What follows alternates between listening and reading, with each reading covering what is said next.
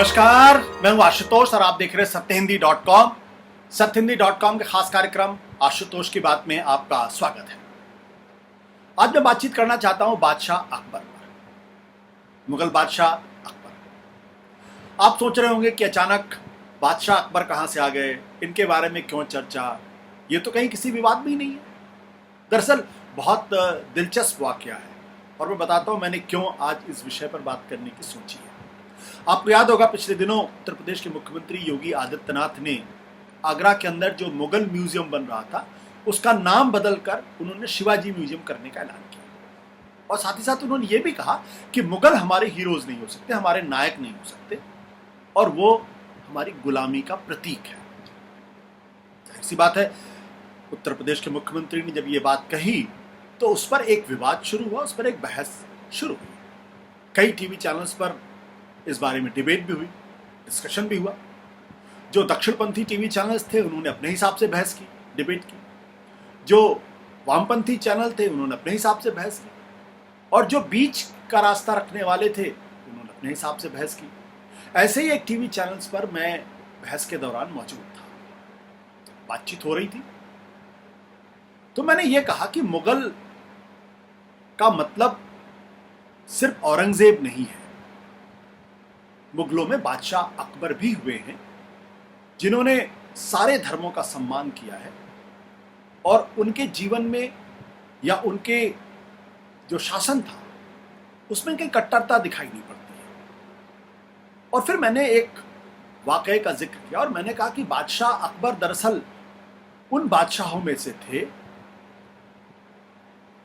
जिनको अगर हम ध्यान से पढ़ें तो ऐसा लगता है जैसे कि भारत की संस्कृति में रचे बसे हुए थे। और इस संदर्भ मैंने कहा कि बादशाह अकबर दरअसल जब फतेहपुर सीकरी में रहते थे तो अपने महल की सबसे ऊंची बुर्ज पर एक तख्तनुमा चीज बनी हुई थी जिस पर खड़े होकर वो सुबह उठने के बाद सूर्य को अर्घ देते थे, यानी सूर्य की दिशा में खड़े होकर पानी देते थे। जब मैंने ये बात कही तो जो कई और पैनलिस्ट थे उन्होंने बड़ी तीखी प्रतिक्रिया जाहिर की और एंकर महोदय ने जो है उन्होंने उस पर एक बहुत ही कॉन्डेसेंडिंग सा, इसे कहते हैं, बहुत ही व्यंग में अपनी टिप्पणी की। अब मैं उनकी बातों को सुनकर थोड़ा हैरान भी था।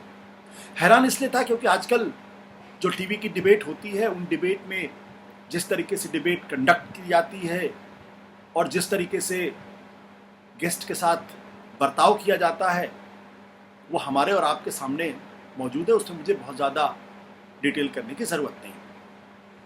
फिर उसके बाद मुझे ये भी पता चला कि सोशल मीडिया पर भी इसको काफ़ी बड़े पैमाने पर फैलाया गया और ये एक तरीके से कहने की कोशिश की गई कि दरअसल आशुतोष यानी मैंने अकबर के बारे में कुछ गलत बातें कही हैं। हालांकि ज़्यादातर मैं सोशल मीडिया पे क्या आता है मैं उस पर जवाब देने को मैं बहुत उत्सुक नहीं रहता हूँ, लेकिन चूंकि ये विषय ऐसा था इसलिए मुझे लगा कि इस विषय पर हमें अपने दर्शकों के सामने साक्ष्य रखने चाहिए, तथ्य रखने चाहिए और इसलिए मैं आज आपके सामने प्रस्तुत हूँ। पिछले दिनों मैंने किताब पढ़ी है बादशाह अकबर की। ये किताब दरअसल है जो इरा मुखोटी ने लिखी है और इस किताब एलएफ से छपी हुई है। यह किताब बादशाह अकबर के पूरे जीवन चरित्र को सामने रखने का प्रयास करती है।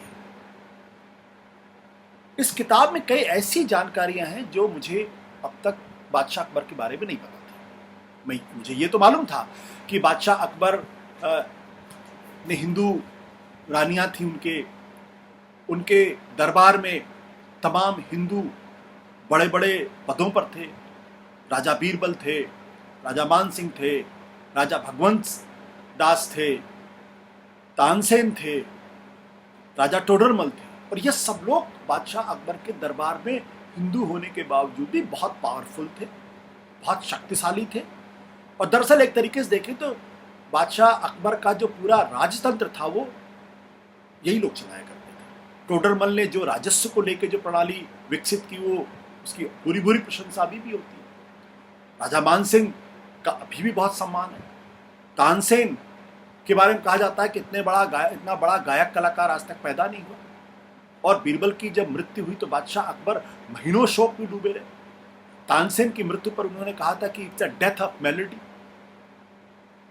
और बादशाह अकबर इनसे बहुत प्रेम भी करते थे। ऐसा नहीं था कि उनके दरबार में दूसरे मुस्लिम मनसबदार नहीं थे, वो भी थे, वो भी उतने ही पावरफुल थे, लेकिन उन्होंने कोई भेद नहीं किया। और हम जब बादशाह अकबर के बारे में बात करते हैं, उनकी धार्मिक नीतियों के बारे में बात करते हैं, और जब हिंदुस्तान का एक बड़ा तबका बादशाह अकबर को भी बाकी के मुगल बादशाहों की तरीके से ही देखने की कोशिश करते हैं, तो दरअसल इतिहास की गलत व्याख्या करते हैं। और मुझे लगता है आज जब कट्टरता, धार्मिकता, सांप्रदायिकता अपने चरम पर है, तब हम सब लोगों को, हिंदुस्तान के जो तमाम नेता हैं, उनको बादशाह अकबर से सीख लेने की जरूरत है। और इसीलिए मैंने सोचा कि आज इस विषय पर बात करनी चाहिए। तो जब मैं इस किताब को मैंने पढ़ना शुरू किया तो उससे बहुत सारी ऐसी जानकारियां मिली जिनको सुनकर और जिनको पढ़कर मुझे बहुत अचरज भी हुआ। क्योंकि हमने ये पढ़ा है, हमने ये सुना है कि बादशाह अकबर ने हिंदुओं के ऊपर जो जिजिया कर था वो हटा दिया था, और उसकी बड़ी तारीफ होती है। लेकिन ये सिर्फ इकलौता ऐसा मामला नहीं था।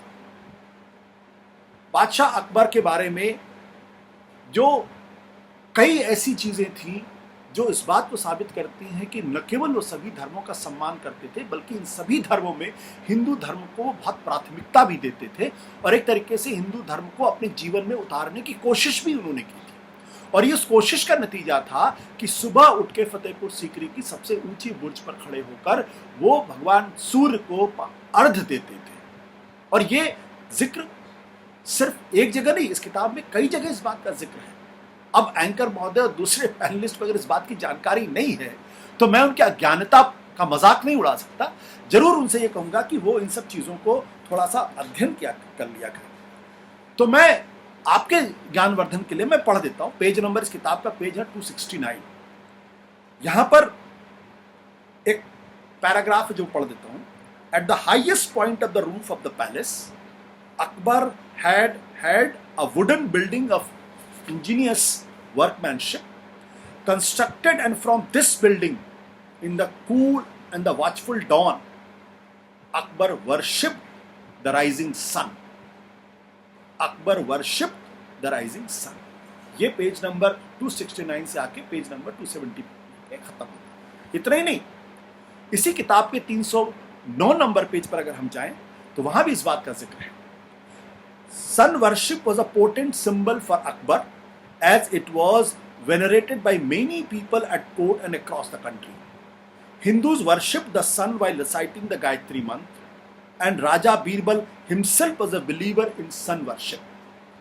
The Parsis, some of the Sufis, the Rajputs at court, Akbar's Rajput wives, and the Timuruds would all recognize the power and visible symbolism of the Padshah venerating the sun. यानी सिर्फ एक जगह की बात नहीं है, कई जगह इस बात का जिक्र है कि बादशाह अकबर सूर्य की पूजा करते थे। अब ये इस्लाम में बिल्कुल वर्जित है। इस्लाम में किसी भी तरीके की पूजा, जब आप किसी मूर्ति पूजा जो है वो उसको वर्जित करती है, तो उस लिहाज से अगर हम देखेंगे तो ये बादशाह अकबर का ये कृत्य था वो एंटी इस्लामिक कृत्य था, और इसको लेके काफ़ी नाराज़गी भी उनके कंटेम्प्रेरीज में थी। उनके दरबार में जो तमाम मौलाना थे वो इस बात से काफ़ी नाराज़ भी रहते थे। लेकिन सिर्फ वो पूजा ही नहीं करते थे, बल्कि मैं आपको ये बताऊं कि बादशाह अकबर, जैसे हमारे आपके घरों में होता है कि शाम को जब बिजली जलाते हैं तो एक तरीके से हम अपनी आंखें बंद करके थोड़ा सा उसकी एक तरीके से पूजा के भाव में खड़े हो जाते हैं। बादशाह अकबर, ये किताब ये कहती है कि शाम के वक्त जब दरबार में दिए जलाए जाते थे या रोशनी की जाती थी तो सारे दरबारियों को खड़े होकर पूजा करनी होती थी, सम्मान में सब खड़े हो जाते थे। इतने ही नहीं, बादशाह अकबर अग्नि के सामने साष्टांग दंडवत होते थे। साथ ही साथ जब वो दीवाने आम में आते थे तो अक्सर वो तिलक लगा के आते थे और उनके हाथ में कलावा बंधा होता था। वो कलावा जो हम और आप जब हम जाते हैं किसी मंदिर में, कहीं चढ़ावे में जाते हैं तो वो ब्राह्मण पंडित जो है हमारे आपके हाथों में कलावा बांधते हैं, तो वो कलावा भी बादशाह अकबर बांधा करते थे और अक्सर उनके हाथों में बना रहता था और तिलक लगाया करते थे। इसके साथ साथ बादशाह अकबर, जो मुसलमानों के बारे में अक्सर कहा जाता है और भारत में काफ़ी बड़े बहस का पिछले दिनों काफ़ी बड़ी विवाद का विषय था, गोहत्या को लेकर, गोमांस भक्षण को लेकर। आपने देखा कि गोहत्या और गोमांस भक्षण के संदर्भ में बहुत सारे मुस्लिम युवकों के साथ, परिवारों के साथ मॉब लिंचिंग की गई और उनकी जान ली गई। और एक तरीके से ये कहने का प्रयास किया गया कि दरअसल जो मुसलमान हैं ये हिंदुओं के पवित्र जीव गायों को न केवल जान से मारते हैं बल्कि उनका मांस भी खाते हैं। कई बादशाह ऐसे थे, इसमें कोई दो राय नहीं है, लेकिन बादशाह अकबर ने गाय की हत्या पर प्रतिबंध लगा दिया था। न केवल गाय की हत्या पर प्रतिबंध लगाया था बल्कि गोमांस भक्षण पर भी प्रतिबंध, पाबंदी लगाई थी। इसके साथ साथ उन दिनों सती प्रथा काफी प्रिवलेंट हुआ करती थी। जब किसी स्त्री का पति की मृत्यु हो जाती थी तो अक्सर ऐसी स्त्रियों को, विधवा जीवन बहुत नारकीय जीवन होगा, इसलिए पति के साथ साथ पत्नी को भी जलाने के लिए प्रेरित किया जाता था। बादशाह अकबर ने सती प्रथा पर रोक लगाने की कोशिश की और उन्होंने हर शहर के अंदर सरकार की तरफ से, शासन की तरफ से एक अधिकारी नियुक्त किया और इस अधिकारी की जिम्मेदारी होती थी कि कहीं किसी स्त्री को जबरदस्ती उसकी इच्छा के खिलाफ सती न होने दिया जाए। अब ये कितनी अच्छी बात है, ये जानकारी हमें आपको तो नहीं थी। इसके साथ साथ बादशाह अकबर ने बाल विवाह पर भी रोक लगाई। जो बचपन में जो बच्चों के साथ शादी कर दी जाती थी, उन्होंने लड़कियों की उम्र को बढ़ा के 14 साल कर दिया था। लड़कों की 16 साल और बच्चियों की 14 साल, यानी 14 साल के पहले आप किसी लड़की का विवाह नहीं कर सकते थे। इतना ही नहीं, हिंदू धर्म के साथ साथ जैन धर्म का भी बहुत सम्मान करते थे। तो साल में 12 दिन जब जैन का अपना त्यौहार होता था, उन 12 दिनों में उनके शासन में जीव हत्या पर पूरी तरीके से पाबंदी लगी हुई थी। जैन के जो मंदिर थे, उनके जो तीर्थ यात्रा थे, उस पर टैक्स पे छूट देते थे वो, और जैन मंदिरों को काफ़ी निर्माण में उन्होंने मदद भी की थी। साथ ही साथ बादशाह अकबर ने महाभारत का ट्रांसलेशन कराया पर्शियन में, संस्कृत से। रामायण का उन्होंने अनुवाद कराया, राजतरंगिणी का अनुवाद कराया, नल दमयंती का अनुवाद कराया और योग वशिष्ठ का अनुवाद कराया। और इस पर विद्वानों के साथ बैठ के गहरी चर्चा भी किया करते थे। अब जो बादशाह इस तरीके के काम कर रहा हो, उसको अगर हम और आप अगर हिंदू विरोधी साबित करने की कोशिश करें, उसको कलंक बताने की कोशिश करें और उसको हम इस्लाम परस्त बताने की कोशिश करें, तो ये कितनी शर्मनाक बात है, इतिहास की कितनी गलत व्याख्या है। दरअसल अकबर बादशाह के जब सूर्य की पूजा करते थे तो उस वक्त उनके दरबार में बदायूनी नाम के एक धर्मावलंबी थे। बदायूनी का ये कहना था और बड़े कटाक्ष में उन्होंने कहा था कि बादशाह तो पूरब में खड़े होकर पूजा करते हैं, पश्चिम की तरफ नहीं करते हैं, क्योंकि पूरब में सूर्य थे और पश्चिम की तरफ जो है वो मक्का होता है। ये तक उन लोगों ने कहा। शेख अहमद सरहिंदी और रफ़ीउद्दीन शराजी जैसे लोग, जैसे मौलाना थे, जिनको ये बात बहुत नागवार गुजरा करती थी। और उस वक्त के जो इस्लाम परस्त लोग थे, जो कट्टरपंथी लोग थे, वो बादशाह की इन हरकतों से बहुत नाराज रहा करते थे, बहुत तकलीफ में रहा करते थे और उनको लगता है कि ये दरअसल इस्लाम के रास्ते पर नहीं चल रहे हैं और बादशाह जो है वो ब्लास्फेमी कर रहे हैं, यानी ईश निंदा कर रहे हैं। लेकिन बादशाह अकबर के बारे में जैसा कि मालूम है कि उन्होंने सभी धर्मों का सम्मान किया। उनके ज़माने में पुर्तगाल से क्रिश्चियन मिशनरीज आए उनके दरबार के अंदर, और ये क्रिश्चियन मिशनरीज के साथ बादशाह अकबर ने लंबे समय तक डिबेट की। बल्कि दिलचस्प बात यह भी है कि इन क्रिश्चियन मिशनरीज ने बादशाह अकबर को ईसाई बनाने की भी कोशिश की, वो कभी कामयाब नहीं हुए, एक अलग अलग सवाल है। तो किस्से बहुत सारे हैं। सुलहकुल की बात है, उन सब चीज़ों पे कभी बात करेंगे, बहुत लंबा वक्त लगेगा। लेकिन बादशाह अकबर कितने खुले दिमाग के थे, इसको एक उदाहरण मैं जरूर दूंगा, और धर्म को लेकर उनकी क्या दृष्टि थी ये बता के मैं आपको खत्म करूंगा। ये किताब जो बादशाह अकबर, जो इरा मुखौटी ने लिखी है, इसके पेज नंबर 279 में ये लिखा हुआ है जो बादशाह अकबर ने धर्म को लेकर, उनकी धर्म कट्टरता को लेकर उनकी क्या दृष्टि थी और किस नजरिए से वो देखते थे, ये मैं आपको पढ़ के सुना देता हूँ, फिर इसके बाद मैं अपनी बातचीत खत्म करूँगा। अंग्रेजी में है, जाहिर सी बात है, मैं लिखा हुआ है तो मैं उसको हिंदी में पहले अंग्रेजी के 2-4 सेंटेंस पढ़ देता हूँ, फिर मैं हिंदी में तर्जुमा कर दूंगा। I perceive that there are varying customs and beliefs of varying religious paths. For the teachings of the Hindus, the Muslims, the Yazdini, the Jews, the Christians are all different. But the followers of each religion regard the institution of their own religion as better than those of any other. Not only so, but they strive to convert the rest of their own way of belief. If these refuse to be converted, they not only despise them but also regard them for this very reason as their enemies, and this causes me to feel many serious doubts and struggles. यानी बादशाह अकबर कहते हैं कि बहुत सारे धर्मावलंबी हैं, बहुत सारे धार्मिक रास्ते हैं, बहुत सारी बिलीफ सिस्टम्स हैं, हिंदू के हैं, मुसलमानों के हैं, यहूदी के हैं, ज्यूज के हैं, क्रिश्चियंस के हैं, सबकी अलग अलग मान्यताएं हैं, सबकी अपने अपने तरीके से धर्म को मानने की विधियां हैं और सब अपनी अपनी विधियों को मानते हैं।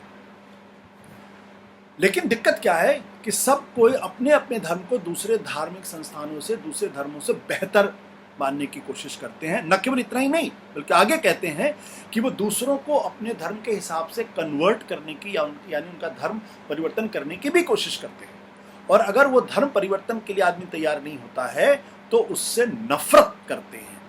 They not only despise them but also regard them for this very reason as their enemy. न केवल उस व्यक्ति को जो उनके धर्म में परिवर्तित नहीं होता है या अपना धर्म नहीं बदलता उनके हिसाब से, उसको न केवल नफरत करते हैं बल्कि उसको अपना शत्रु समझते हैं। और तब बादशाह अकबर कहते हैं, this causes me to feel many serious doubts. इसकी वजह से मुझे मेरे मन में बहुत संकोच पैदा होता है, बहुत संदेह पैदा होता है धर्मों को लेकर या जोड़ने के लिए लगते हैं। अब आप सोचिए कि जो बादशाह इतना उदार हृदय था, हम उसको नफरत की नज़र से देखें, उसको हम हिंदू विरोधी माने, और जब ऐसी बातें आप कहें तो हमारे टीवी एंकर्स और जो पैनलिस्ट हैं वो मजाक उड़ाएं। तो मेरी उनसे सिर्फ एक ही गुजारिश है, आप मेरा मजाक नहीं उड़ा रहे हैं, आप दरअसल अपनी अज्ञानता का प्रमाण दे रहे हैं। थोड़ा सा पढ़ लिख लें तो शायद बेहतर हो। नमस्कार, धन्यवाद, शुक्रिया। सत्य हिंदी के और वीडियोस को देखने के लिए हमारे YouTube चैनल को सब्सक्राइब करें और सीधे नोटिफिकेशन पाने के लिए बेल आइकन दबाएं।